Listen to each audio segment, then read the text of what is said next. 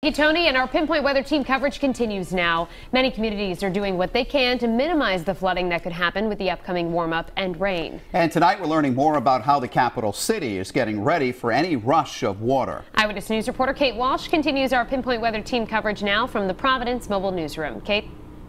We're live at the intersection of Eddy and Ernest Streets in Providence. This is one of the areas the city has identified as a potential zone for flooding when the rain begins tomorrow. Already today, when we were driving through the city, we could hear the roads are very wet, and we even saw some puddles already from the melting snow. A welcome sound, snow thawing, could also be a sign of a potential danger when heavy rains pour down on Friday. Providence DPW crews used plows and shovels to clear drains of leaves and ice chunks, doing what they could to prevent blockage and flooding. What we've been able to do is clear about 150 catch basins, and we've responded to about 30 high frequency, high call volume areas where we get during flooding. But the city has about 12,000 catch basins, which means the DPW is asking residents to help them with their efforts. If you go out and clear the snow from that, that'll help us. On Smith Hill, businesses and residents were out shoveling more of the sidewalk. The melting snow was easier to push around, but they were running out of places to put it all. Crosswalks led to blocked sidewalks.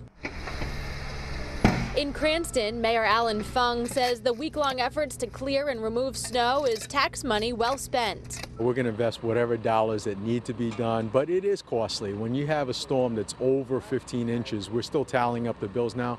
Just in the private vendors alone, that bill was well over $100,000. Efforts will immediately switch late Friday from clearing drains to sanding and salting roads as crews expect cold temperatures to freeze the puddles into sheets of ice.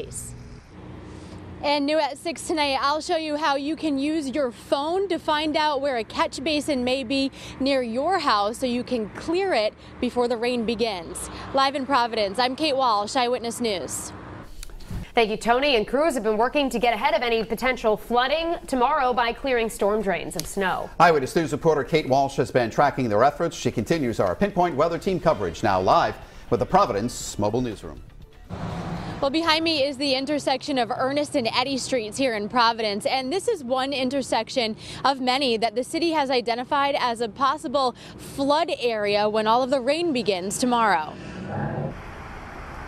As the snow thaws, it makes this a messy mix of dirty slush and ice chunks. Easier to move around, but nowhere to put it until it melts. And that melting is the big concern tonight.